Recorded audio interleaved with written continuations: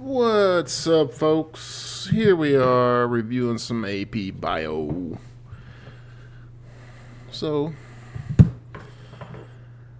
I have Khan Academy all queued up as well, so we can run through that stuff if you want.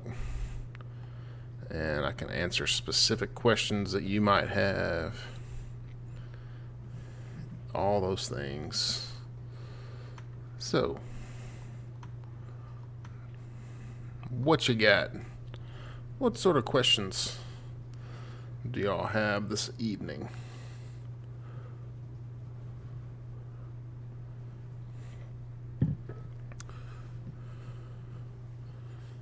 Throw them out at me. Oh.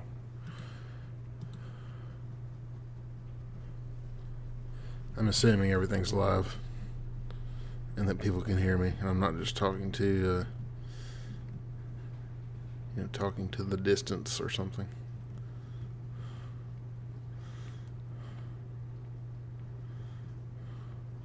Haha. Okay, now we got some questions rolling up in here. I can go over the flow info. I can go over RNA poly versus DNA poly. Oh, here's the flow of info right here.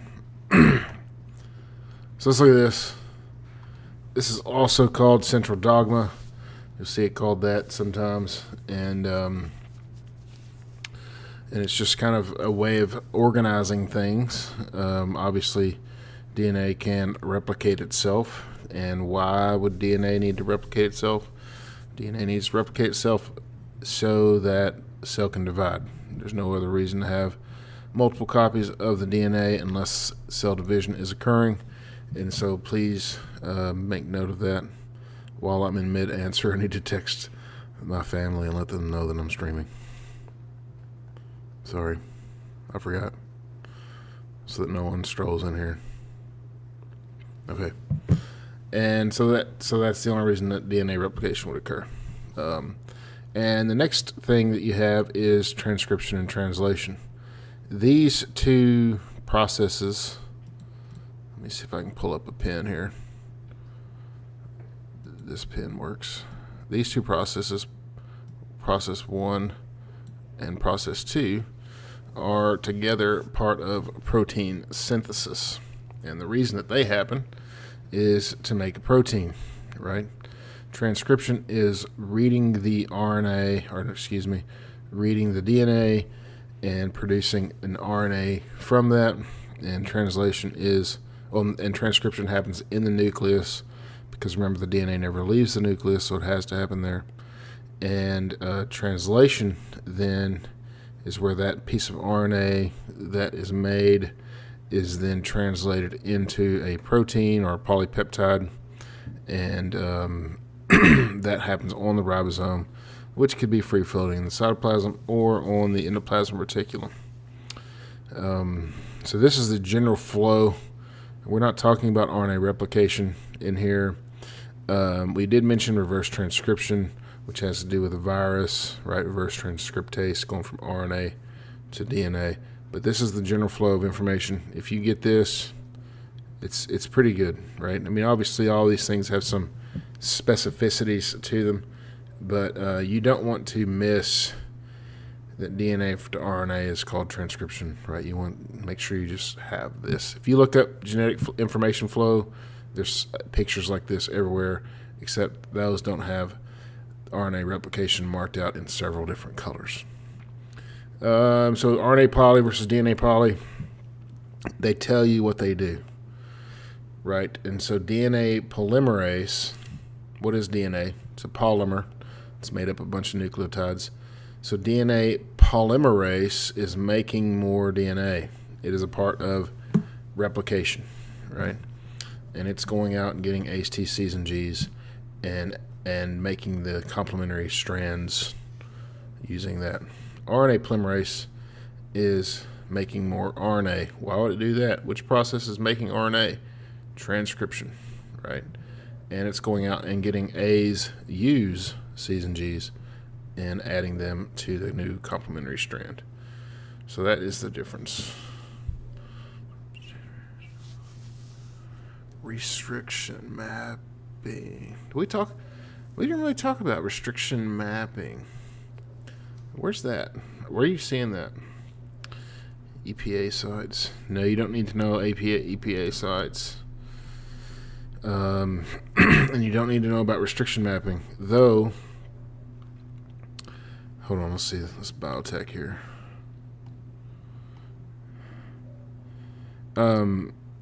So we talked about gel electrophoresis, right? How it cuts the DNA into bits, and those bits are kind of random. Like I just said an enzyme cuts DNA every time it sees 4 letters, GGAA. Let's pretend it's that.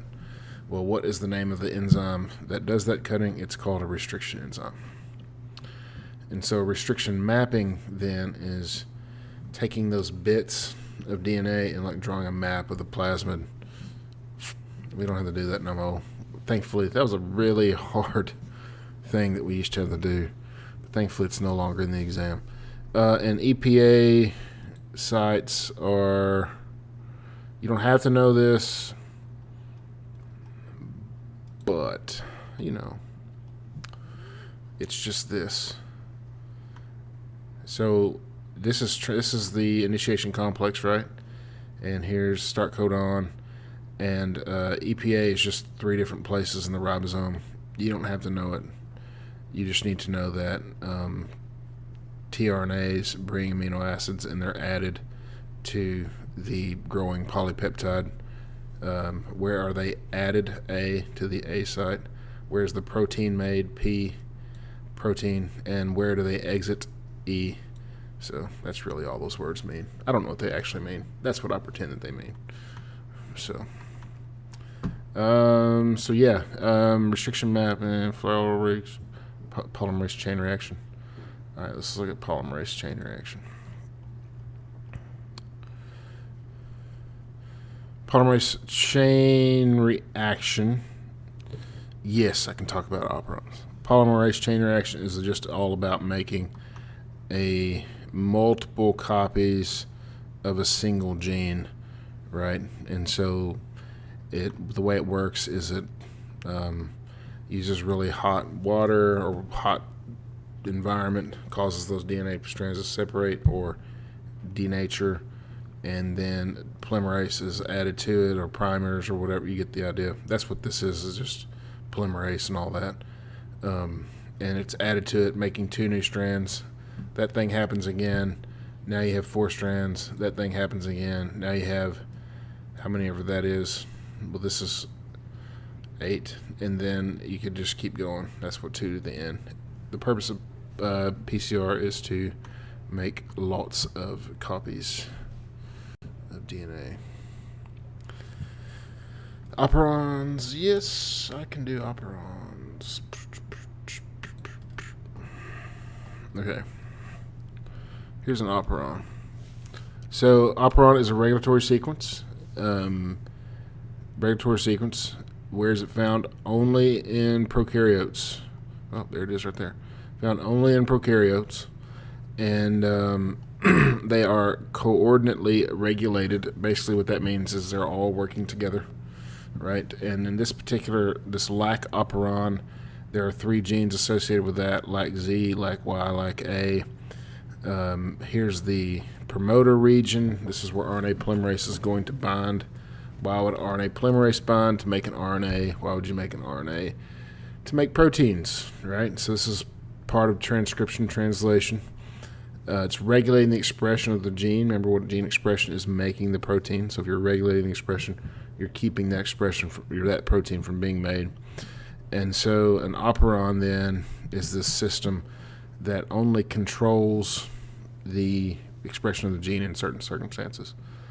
The lac operon only allows these genes to be expressed when lactose is present.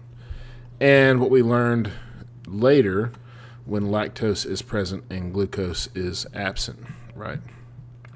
So when there's no glucose and there is lactose, this turns on. It turns on by binding to the repressor, lifting it off the operator, which allows the RNA polymerase to make like Z, like Y, like A messenger RNA, which are then translated into those proteins which go and do a thing. So it's a way of regulating the expression of these genes. Very important. These are only found in prokaryotes. I bet I could say that 62 times, and someone would try to tell me that they're in eukaryotes. Prokaryotes. Look at that arrow. That's like an 8 out of 10. Let's see, what else? Leading, lagging, yep, we can do that. We can. That's not it. This is it.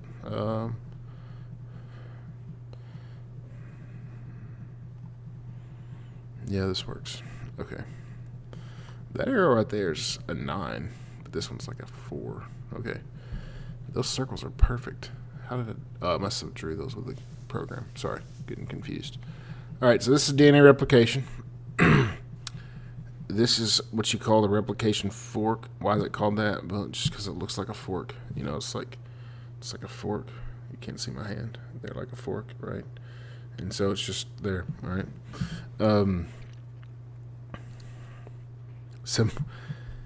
Maybe 7.5. Thanks, appreciate that. I mean, that's fair. I'll take that fairness. Okay, and so the way that DNA is being unzipped here is from right to left on my screen. Remember, these are all relative. You could have a picture that would be the flip of this, right? And it would be this way. So DNA is not unzipped from right to left. I'm not saying that. In this picture, it is, right? It's being unzipped. Why does it need to be unzipped? Because the two old strands serve as templates for the two new strands, right? And so these light blue strands are going to serve as templates for these darker blue strands. Why couldn't they make them like pink? But whatever, who cares, right? And so DNA is read 3' to 5', 3 to 5, right? It's read in this direction. And what reads it? DNA polymerase reads it for what purpose? To make this new strand. And new bases are added to the 3' end right here. So that's where new bases are added. And so as DNA polymerase is moving along, it is adding new bases. And since DNA polymerase reads from 3 to 5, and 3 to 5 is also from right to left in this picture, DNA is being unzipped in the same way that this particular strand is going. And so we call it the leading strand because it is continuously being replicated, right?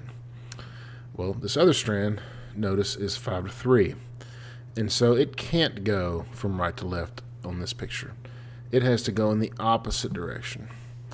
And so the way to kind of think about it is it has to like open up a little bit and then read that sentence. Open up a little bit more and then read that little bit. Open up a little bit more and read that. And so you have these fragments that are made here, these discontinuous fragments. We call just DNA fragments is fine. Akasaki fragments are what they are called. AP doesn't use that language anymore. You can write it or not, and it's going to be fun. As long as you say fragments in order to distinguish it from the leading strand, right? It is discontinuous, and the reason we call it the lagging strand is because it's slower, right? It's just slower because it's constantly having to backtrack on itself. All right, and so at the end, you're still going to end with 2 strands of DNA, and they're identical to one another. I wrote some stuff up here that we did in class, but okay. So hopefully that was helpful. I think this DNA replication is one of the more complicated things that we do. So hopefully that was helpful. Other questions? Good questions so far.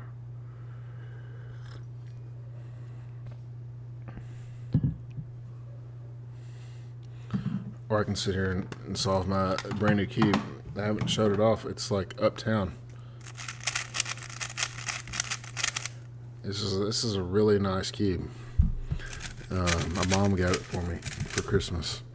So yeah. Of course, I'm not bringing it to school because Can't have nice things at school, but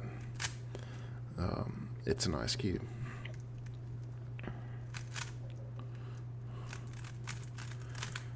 Other questions, or y'all want me to do some con problems? And full disclosure, I have not looked at the con problems except for the handful that you all have shown me. Yeah, definitely a win for my mother. And it's really funny because she knows I like to solve cubes, and she knows I like to solve cubes, and then acted like, well, I guess I didn't. It was on your list, so I guess I just got it. It's kind of funny. Protein synthesis translation. I can go over translation. What's the difference between pre-MMA and MMA? Huh? I don't... mRNA. I thought that said MMA, like mixed martial arts. All right. That's really funny. So, yeah, we can do that. And so, yeah, I want to be careful with pre-mRNA is in the nucleus because mRNA is in the nucleus too for just a moment. So I want to be careful with that. So yeah, let me sort through y'all's questions here. Protein synthesis, yes, can do that. Translation. So translation. Actually, let me use this one. Translation happens in 3 steps. Those steps are called initiation, elongation, and termination. And with initiation, you have this setup happening, whereas the messenger RNA is connecting to the small subunit of the ribosome, and the first tRNA is going to line up with the start codon, and it's bringing this amino acid every time. God, that was a 0.08 arrow. Bringing this amino acid every time, and then the large subunit kind of comes and sets down on top of it, and this is what it's called the initiation complex, right? And so this is, the initiation just starts, right? So, and in my notes we go over codons and then tRNA, and so the codons are just these 3 base units right here, right? And they code for a particular amino acid. You'll know on this chart. 3 of them are stop codons. They don't code for an amino acid, right? And the tRNA has the anticodon, which is the opposite of the codon. That just shows this is me, this is where I go, and it's bringing that amino acid. And it's going to keep going in, right? It's just going to keep coming in over and over again. A new 3 bases is going to be here, and then another amino acid is going to come in, and then it's going to move over, and this first one's going to leave, and a new one's going to come in, and a new 3 bases, and it's just going to keep adding. The polypeptide or the protein is going to keep getting longer, right? Which is what this is, elongation. And it keeps getting longer, and it makes more of these little things, chewed up bubblegum things, right? And it just keeps going and keeps going and keeps going until it gets to, I wonder what that circle is, until it gets to the stop codon. At the stop codon, it terminates and it is released, and it goes and like folds up and becomes a protein. Good. Yes, I can do that con mutation question, and I will get to that. Difference between pre-mRNA. Okay, so let's go back up here.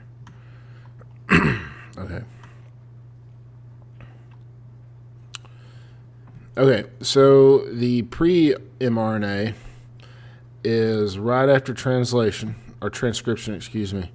That messenger RNA is made, or the RNA, or whatever you want to call it. You're just distinguishing it from, and I'll talk about exons, introns right here, for sure. The pre-messenger RNA is the primary transcript. I think is a better term for it. And the reason I like primary transcript better is because it's like the first thing that's made, right? And the first thing that's made, there are 3 modifications that it lacks. What are those modifications that it lacks? Well, it lacks a 5' cap. It lacks a 5' cap, which is put on the 5' end, and it acts as a signal for the ribosome and protects the messenger RNA. Also, a poly A tail is added to the 3' end. And so it's multiple adenines. Why is it added to there? Well, here is this demonstration. So you have the actual gene, which I have labeled in this old drawing business. And then this is the poly A tail, and the enzymes will eat the poly A tail. Why are they eating it? Because messenger RNAs are constantly being degraded in the cytoplasm. And so this gives the enzymes something to chew on before getting to the actual business. One thing that I read concerning aging is that as you age, your poly A tails get shorter, which I thought was neat. And the third thing is that the introns are removed and the exons are combined. So here's our primary transcript, right? It's still got the introns in it. The introns are like non-coding portions of the DNA, and they don't code for protein or anything, whereas the exons are kind of like the business end of the gene, right? And so the introns are taken out. And I always use the illustration in my class like blank pages in a book, right? You skip past the blank pages. Not that there are blank pages in books, but you get the idea. If there were, you'd skip past them, and you'd get to the actual book itself, right? And so introns are like blank pages. They're still A's, T's, and C's and G's, but they don't code for any proteins, and so they're taken out. Exons are combined, and when those three modifications occur, GTP, 5' cap, poly A tail, and introns removed, exons combined, then you have the secondary transcript or the actual messenger RNA, which then leaves the nucleus and goes and finds a ribosome. And we mentioned that those exons can be kind of rearranged to make different combinations, which would be that alternative splicing, which could create multiple different kinds of proteins out of one gene. Coding, non-coding, that would be transcription. Okay, yeah.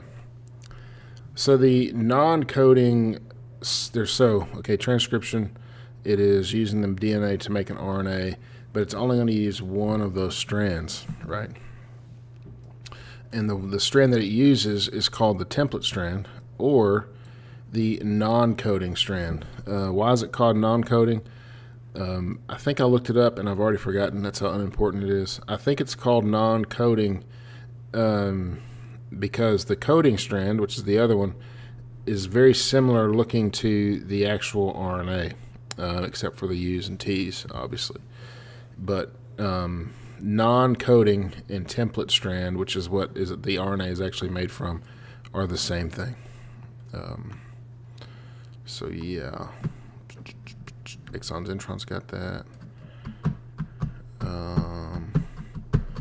All right. So any other questions before we go to check out old Con and do some of his questions? I'm actually really tempted to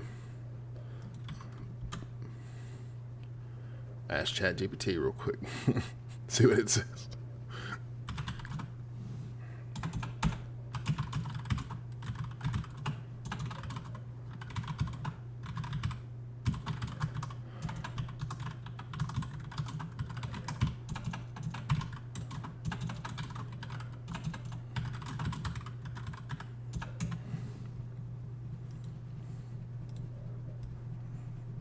Sorry, I'm asking ChatGPT. ChatGPT knows me.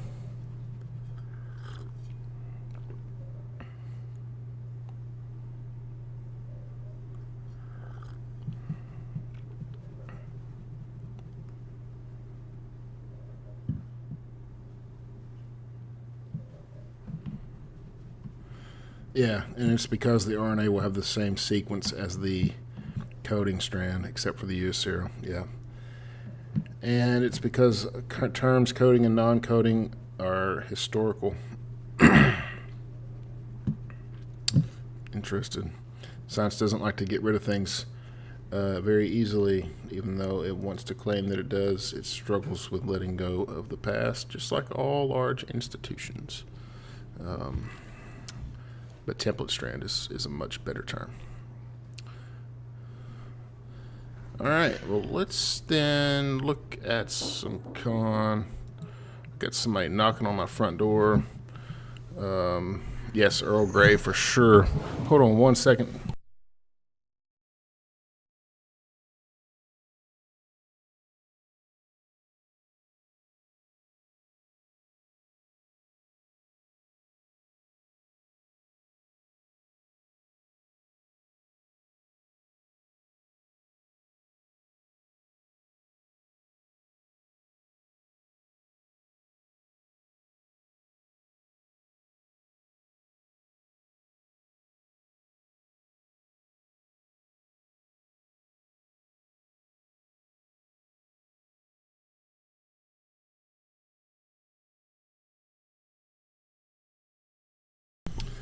Sorry about that. Yes, Earl Grey tea. All right, let's do some con questions here. Hold on one second.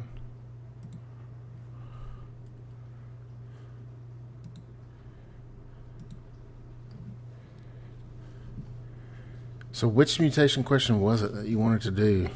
Sorry.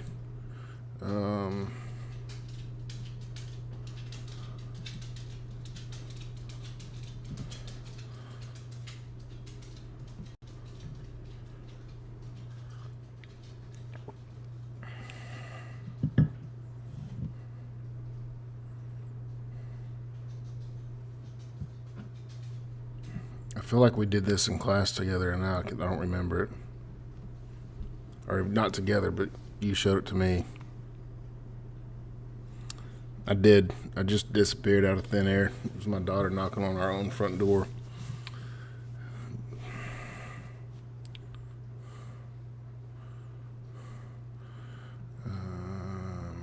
Let's see.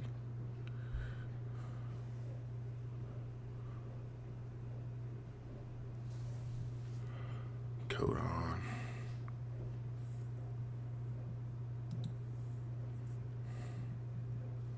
Those aren't questions. I don't know how to use con very well. You'll have to excuse me.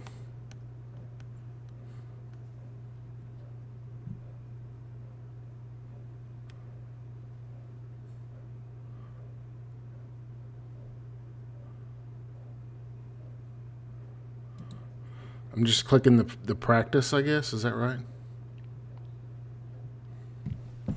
Is that what I need to do?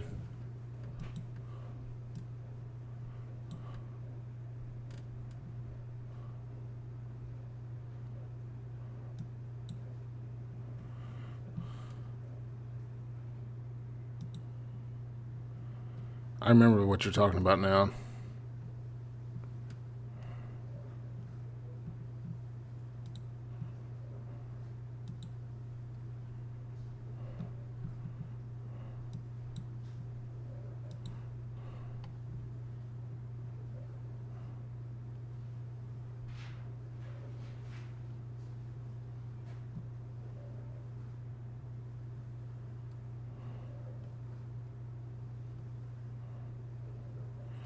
Here's one similar to it. Let's look at this one. It's pretty similar, I think. Golly, all this extra stuff in here. And I'm just trying to get the question.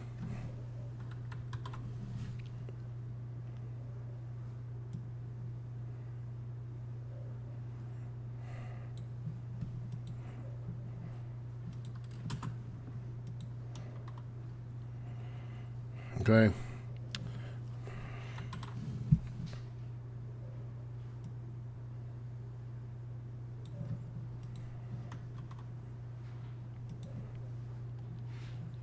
Okay, so there's something, I think that's something similar to what you were talking about, where there was a mutation on one of the codons and you had to think about it. All right, so let's look at this.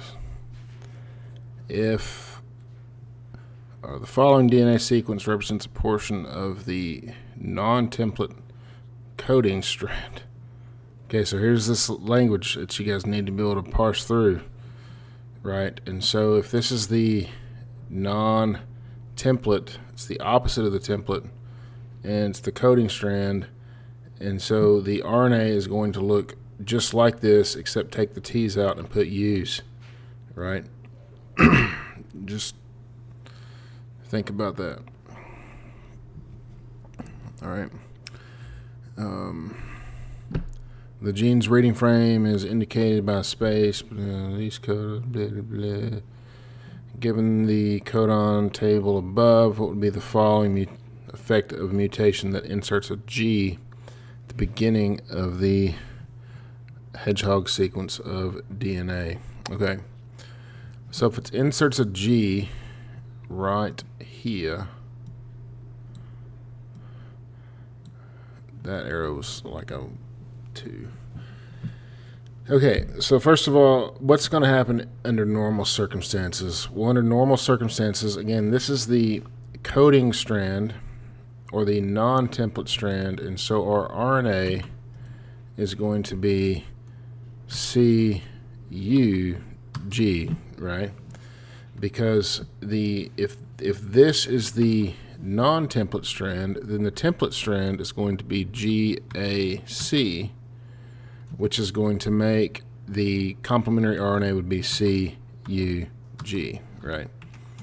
And so what I did instead is I just used this as the coding strand, and I just exchanged all the T's for U's.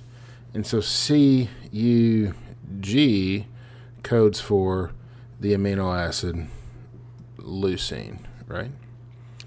All right, so that's under normal circumstances, but it's saying, what if you replace that first letter with a G?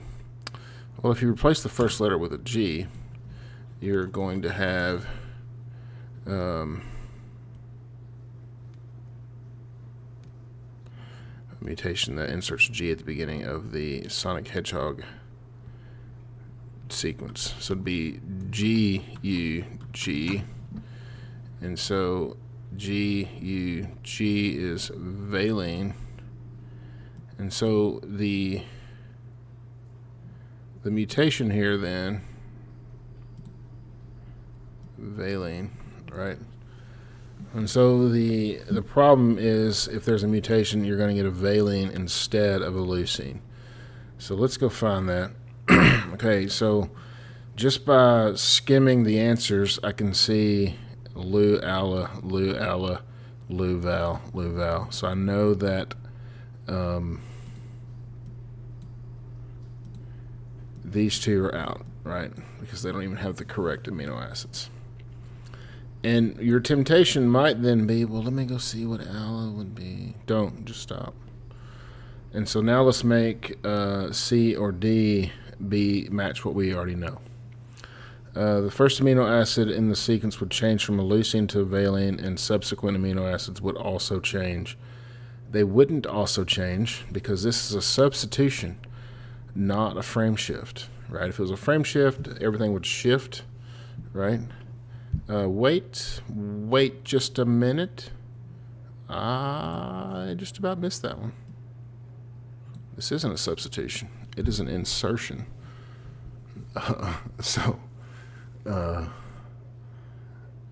Yeah. I think I need to go back and rethink this whole thing. I'm really sorry, but this is part of it, right? This is not planned. So there's an insertion here, and so instead of, I would have missed this question. Instead of that, we're going to have a G at the beginning here, right? G right here. That turned into a heart.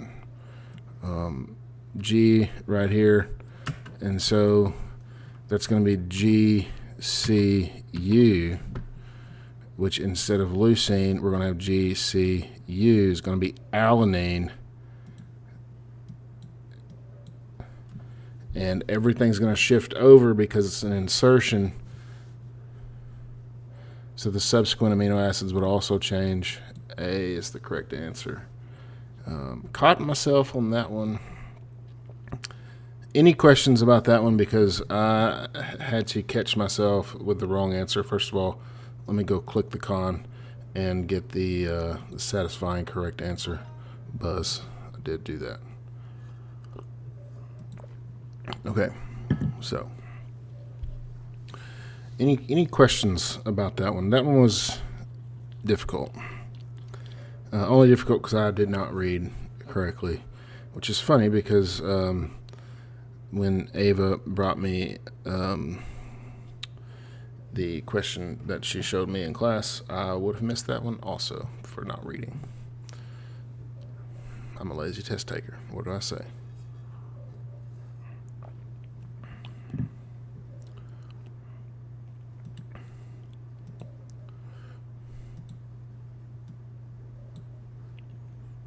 Okay, we're going to move on. If y'all don't have any questions, we're going to move on to the next question. And we're going to see. So yeah, moving on. We're going to go to the unit quiz at the end of the unit. Start the unit test. Okay, I will. 10 questions, 10 to 20 minutes. Let's go. All right, so let me pull up this question.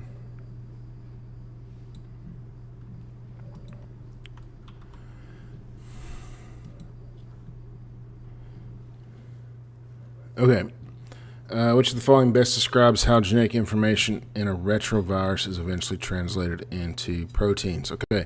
So before we even go look at A, B, C, D, E, we're not. There's no E. So we can't look at it. But before we go look at those, we're gonna math it out in our mind. What's going on here, right? So retroviruses use RNA, reverse transcriptase. Sorry, and they use reverse transcriptase to code their RNA into DNA, and that DNA is inserted into the host, and the DNA then creates the proteins, right? And so that's how that works. So let's go find that. The viral DNA is reverse transcribed in the DNA, which then integrates into the host genome. The integrated viral DNA is then transcribed, translated into proteins. I'm not even reading BCD because I got it right. It's already correct. A. Let's get the satisfying music. What happened to my stream? There it is.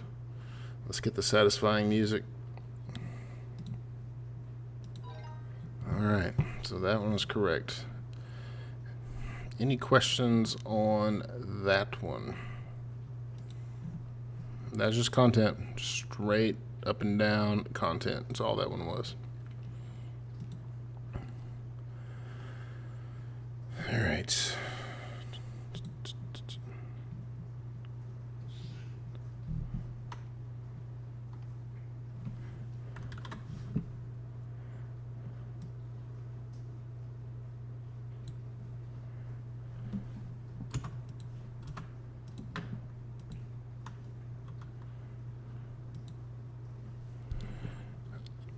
All right, so here's the next one. Following diagram shows nucleotide base pairing in a double-stranded DNA molecule. Nitrogenous bases in the two nucleotides are labeled. 1 and 2.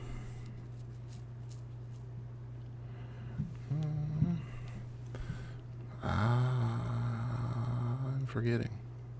I just need to look one thing.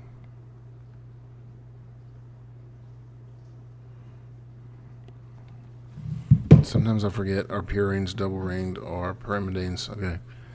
All right. So pyrimidines are single ringed. Oh yeah, because the top of a pyramid has 1 point. That's right. Pyrimidines. Okay. Pyramid. Good.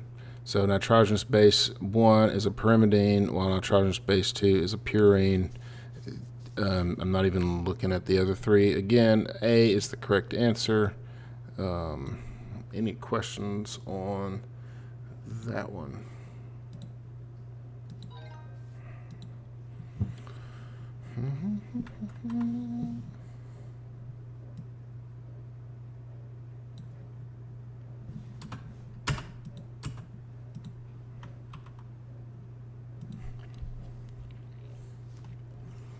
All right, so here's the next one. Following diagram represents the structure of human something gene. In a diagram, rectangles represent exons, and the lines represent introns. Okay, so 1, 2, 3, 4, 5 are exons, and the other parts are introns. A mutation in the sequence of NL5, whatever, gene has been associated with certain types of lung cancer. A group of scientists propose that another cause of these cancers is the alternative splicing of that pre-mRNAs. To test their claim, scientists compare the sequence and abundance of mature to and normal. Okay, so what's going on is this particular gene has been a cause of lung cancer, and then other scientists are saying that it's actually alternative splicing that is causing cancer. And remember, what we would expect to see in the gene is the sequence be 1, 2, 3, 4, 5, right? If it's something other than that, meaning that if one of those numbers is gone, or if they're in a different order, then it is alternative splicing. My guess is that this question is just simply going to want us to know what the definition of alternative splicing is, but let's go see. Which of the following pieces of experimental evidence would best support the claim? So what would best support the claim is if you find messenger RNAs that show that this sequence is out, right? So let's go see. mRNAs with and without 3 are both present at high levels of tumor. With and without 3. We're gonna sit on this one.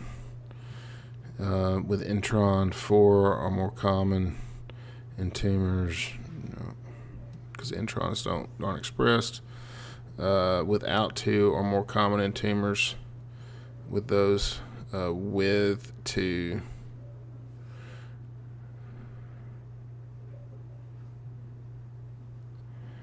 the answer is C, because without 2, meaning that alternative splicing is taking place, which is going to be more common in tumors.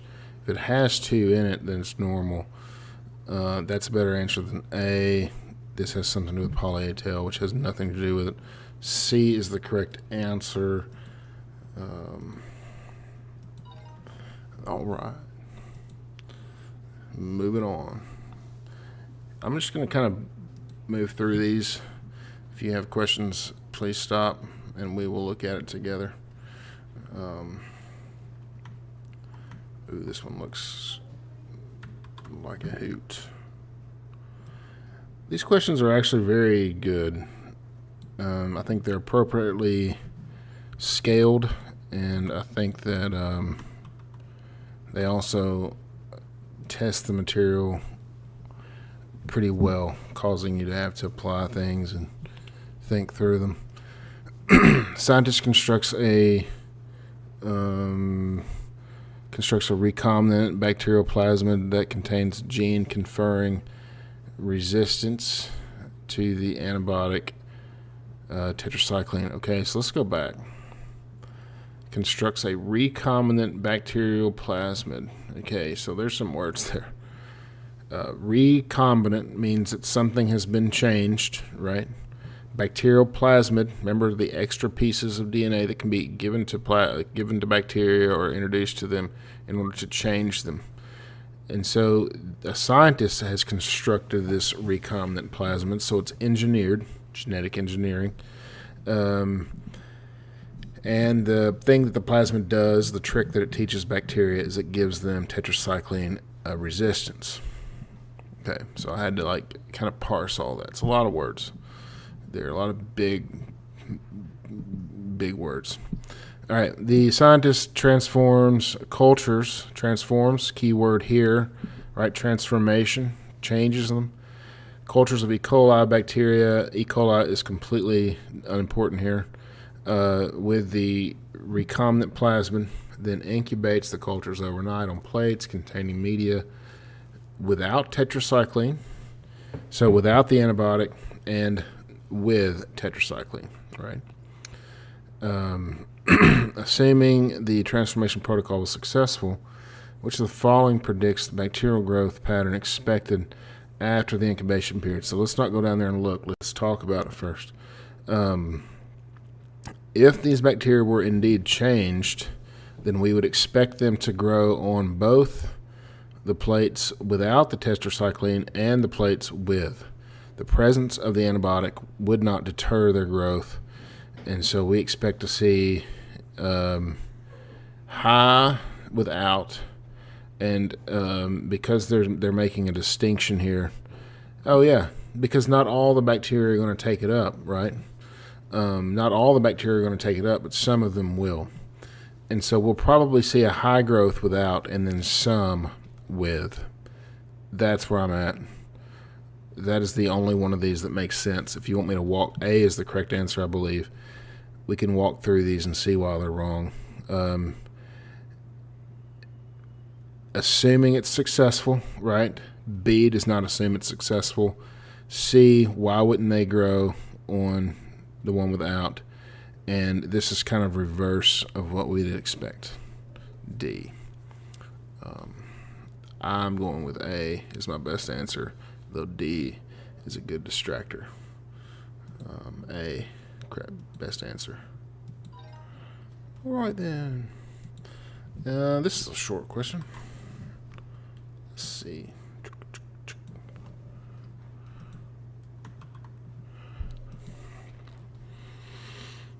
In DNA replication, which of the following events happens during both leading and lagging strand synthesis?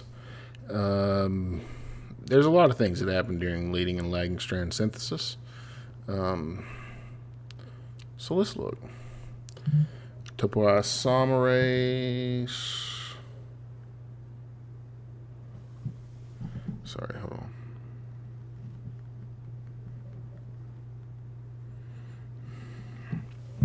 Topoisomerase separates complementary strands of DNA. I thought that was helicase. RNA primers help initiate DNA synthesis.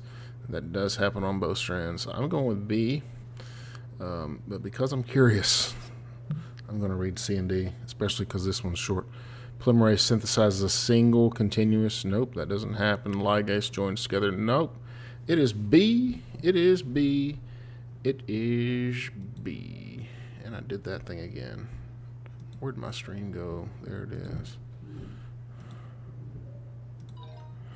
So remember, primase starts a starting point for replication. Of course, on the continuous strand or the leading strand, only one starting point is necessary. On the lagging strand, multiple starting points are going to be necessary along the way. This question looks special. Well, let's look at the special question together.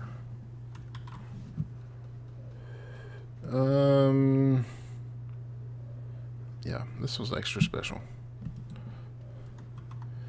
It's lengthy. Hopefully this is helpful. I haven't heard anybody from chat in a while, which is fine. You don't have to be active or anything. I'm just kind of doing this until you guys tell me to stop. Or until no one's in here. Then I'll stop to go to bed. Or probably play some Minecraft before I go to bed. Alright, let's look at this. So there's the thing. Oh, this is an operon.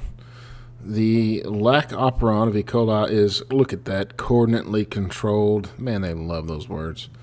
Set of genes required for lactose metabolism. We already know all about this. We could skip to the end and just, no, we don't. We need to read the question. The operon is associated regulatory sequences are shown. There's that. This is a familiar picture to us, right? The function of the things are here. They are. No, I've never known this actually. Beta galactosidase, lactose permit. None of that's important. They're just trying to like make us crazy. Oh no, what is all that? Don't worry about it. Okay. The activity of the lac operon is influenced by the availability of lactose and glucose in the cellular environment, which we're familiar with. In the presence of lactose, the lac repressor protein is released from the operator. See how these questions are? They tell you the thing that's happening. They tell you the thing that's happening that we've already talked about. I distracted myself. In the presence of lactose, the lac repressor protein is released from the operator, which allows the structural genes to be transcribed at a low level. If glucose, the preferred carbon source, is absent during this time, the catabolite activator protein binds to the cap site, causing the structural genes to be transcribed at a higher level. Okay, so that is the catabolite activator protein is it's like a little pusher, right? It's like pushing it around. It's like one of the switches, the regulatory switches, right? Which of the following is most likely to result in a mutation in the lac operator that prevents the release of the repressor? Okay. If there's a mutation in the operator that prevents the release of the repressor, then lactose would never be broken down. Right? None of those genes would ever be transcribed. We're just going to go find that. It's a lot of words for a simple question. But that's the way they do. I'm telling you, like you get to the end, probably, honestly, you could have read this sentence. Now, for some of you, maybe when we're reviewing for the exam in April, especially not May. May we'll be taking the exam in April. Some, maybe to practice on just skipping to this bolded sentence down here and saving yourself the grief of reading through all of that, right? Because literally you just need this sentence to answer the question. The lactose permease protein will be produced even no catabolite activator protein will be bound to cap site even in the presence of glucose. No. The expression of the lac will be repressed even in the absence of glucose. C is where I'm going. What? No, wait. What is that? No, because this is the operator, so that's not C. I about missed that one too. I had to go up here and look because I was looking for lac Z, Y, and A, and this is lac whatever that is. Transcription of structural genes were blocked. Even that is correct. D is the correct answer here. You had to wade through a little bit, but you didn't need any of this. You needed this picture, right? This picture. That's it. What did I say? D? Yep.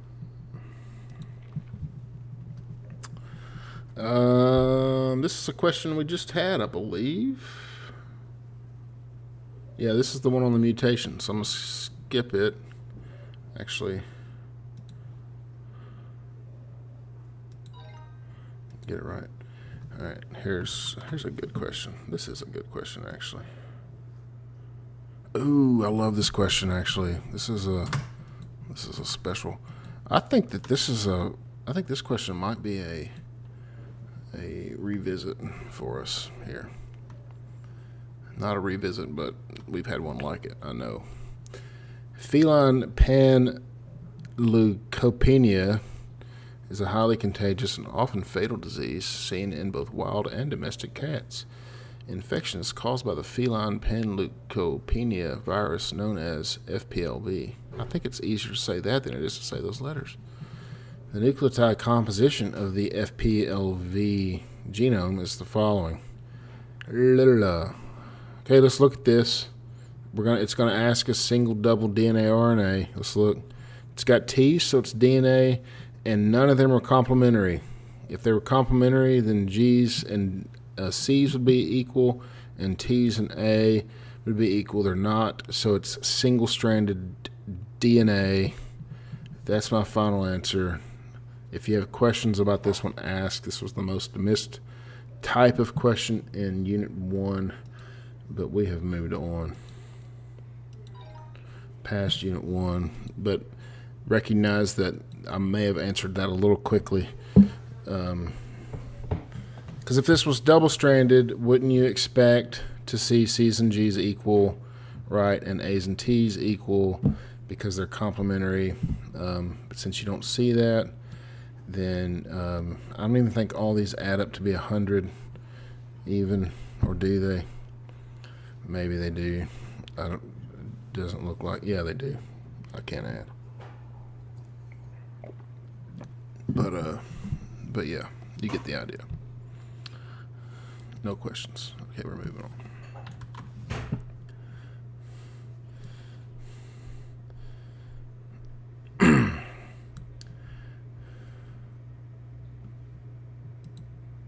And if someone from Con sees this, I'm not making any money on this stream. I'm just using it to help students, which is what you want to do, right? I love your content. I push it off on my students all the time. So here we go. Nobody from Con's watching this, by the way. Following diagram illustrates 4 genes from the genome of a certain plant. Different binding sites are labeled in the enhancer region of each gene. Okay, so this is similar to the PIDX1 stuff that we did with the sticklebacks, right? You have a promoter, you have a gene, and you have some of these enhancer bits back here, right? And 4 genes, 4 different genes, I'm assuming, from a certain plant. One plant, 4 different genes. Let's see. In order for a specific gene to be expressed in the plant cells, all the gene's binding sites must be bound by transcriptional activators. Okay. The plant's hypocaudal cells contain activators that bind to 1, 3, and 5, while the plant's root cells activators to 2, 4, and 5. So that's B and C, which is the most likely pattern of gene expression for the plant described above. Gene A and C, 1, 3, and 5, 2, 4, and 5. So it looks like gene D could possibly do both, whereas gene B does root cells and gene C does hypocaudal. Let's see if we can find it. Gene B, gene C, and gene D will be expressed in both hypocaudal and root cells. That's not right. Gene A and gene C will be expressed in hypocaudal. No, they won't. Gene B and gene D will be expressed in root cells. B and D, but not in hypocaudal cells. That is a true statement. I don't care what D says. C is a true statement, and we're just looking for a true statement. And so C is the correct answer. Oh! I didn't get that one right. So, I missed that question. What are your thoughts on it? Why did I miss that question? You guys have any thoughts on that? I have no idea why I missed it, actually, and I don't want to click on all of them to see. But I'm willing to learn from this as well.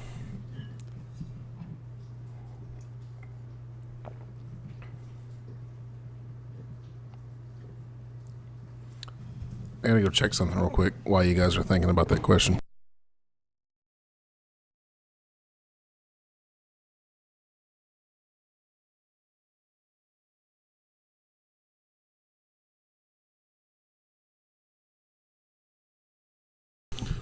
Sorry, my dishwasher freaks me out.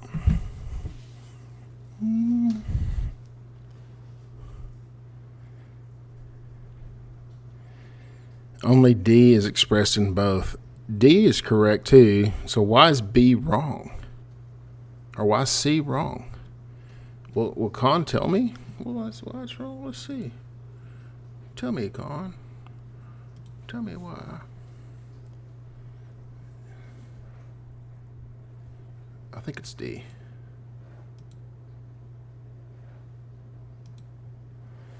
Wow, that's wrong too.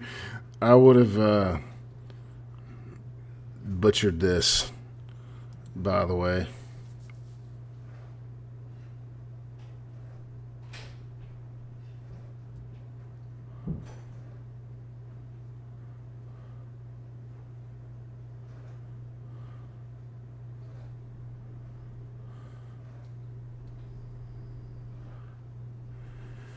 Okay, so the hint is the text tells us that in order for a specific gene to be expressed in plant cells, all the gene's binding sites must be bound by transcriptional activators.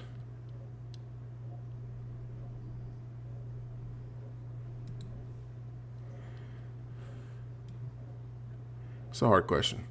The plant's hypocotyl cells contain activators that bind to sites 1, 3, and 5. So, a gene will only be expressed in hypocotyl cells if its enhancer regions contain, and no other sites. Of the 4 genes, it is true only for A and C.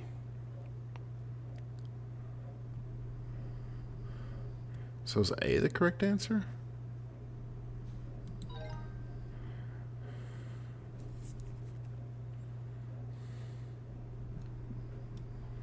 Okay, so admittedly, I don't understand this one.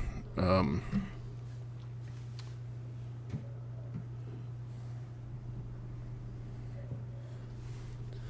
looking for my glasses thing, but I can't find it. You know, my glasses look like somebody rubbed peanut butter on them. So yeah, I don't understand why A is correct. So let's look at it together. If gene, and this is the sentence that they told us to highlight here. All of them must be bound by transcriptional activators.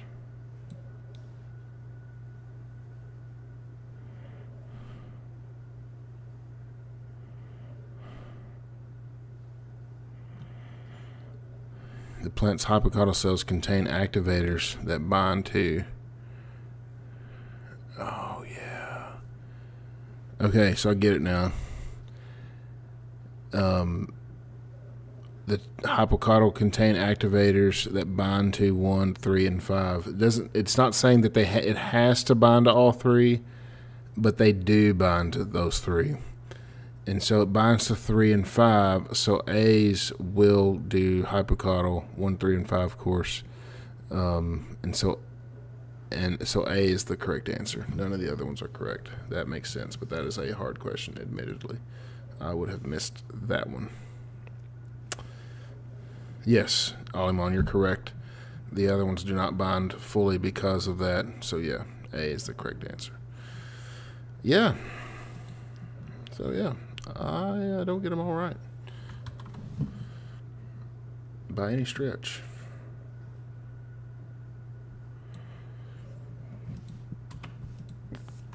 All right, let's look at this one.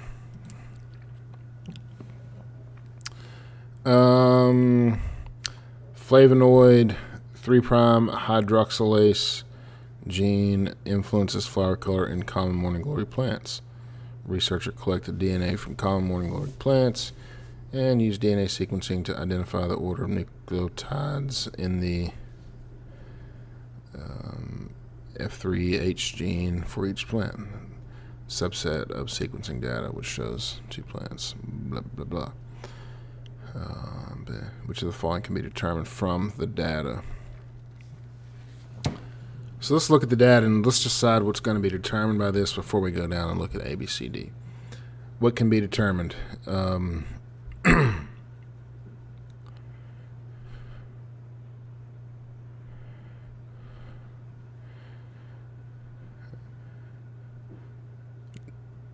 Gene influences flower color in common plants.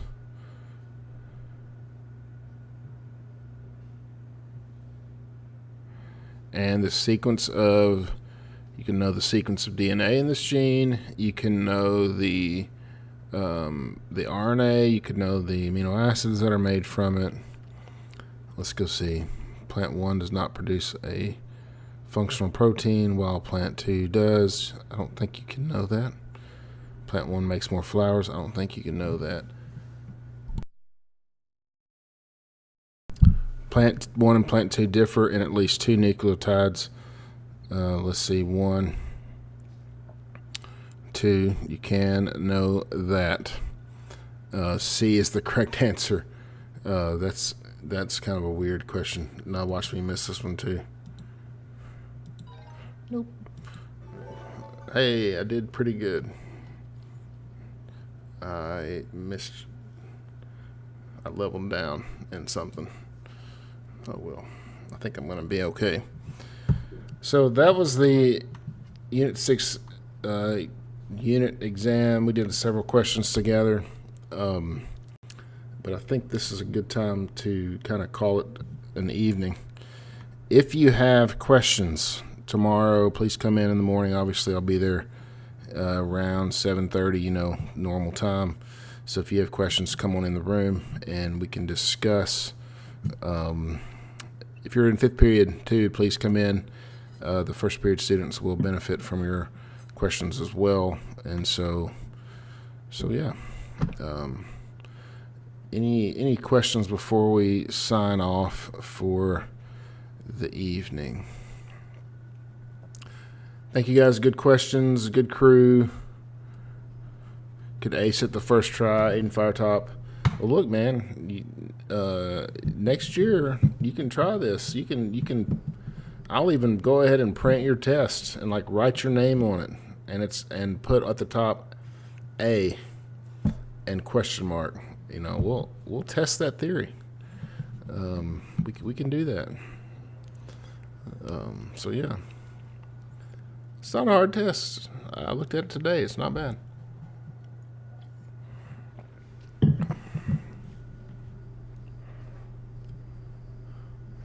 You get a 0 if you ate half your test. I guess it depends on the half that you ate. If you ate the top half of all the sheets, then yeah, you'd probably get a pretty bad grade because you wouldn't be able to read the questions. But if you ate the back half of the test, then or the front half, it'd be different. But if you ate the actual top half of the papers, or even worse, the right half, then that would be pretty rough. You should print it and leave it on the wall for me. I'm going to do that. It's happening. I'm going to print you an answer sheet, and it's happening. It's going to be there for you to take at your leisure, and you can come in and score your 100 on it, and we will pass it around and look at it, and have a good old time as we do that. Good old time. Good old time.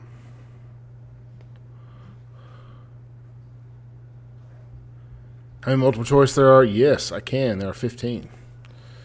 15 multiple choice and an FRQ. The FRQ's not too bad this time around. I think the multiple choice are probably the more challenging than the FRQ. It's in my estimation, but you guys are going to do fine. You're going to do fine. Could I do a 100-point curve? It is definitely within my power to do so. So could I? Yes. Will I? Probably not.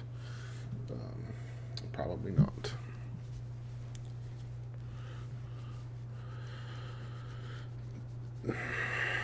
Just lovely questions to end the evening. Wonderful. There's little smiley faces cascading on my screen as well. I don't really even know what that means, but I'm sure it's all part of. It's like fireworks almost. It's like fireworks. So yeah, fireworks indeed.